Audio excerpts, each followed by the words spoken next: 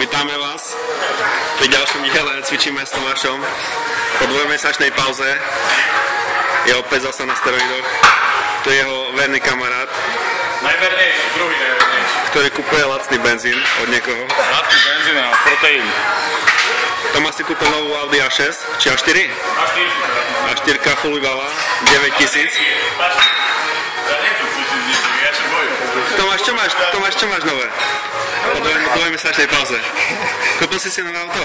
Nie. Na autobuse chodím stále, jak furt. Si zamestnaný? Či už nepracuješ? Ja som zamestnaný. Z Jazáky dostal odstupné. Kúpil album. A ty kde robíš? Ja pracujem pre štát. Tomáš, čo dneska cvičíš? 11. marca 2013, keby niekto robil štatistiku. Biceps, koľko máš? 50 cm? Napni biceps. Nohy. Stehno. Jo, najväčšie stehno. Tomáš, dáme dneska ešte taký cvik pre fanúšikov skupiny Tomáš Antal, Anabolik. V jakej poslovne si? Povedz ma, kto je majiteľ? Ja. Ďakujeme za video, Tomáš.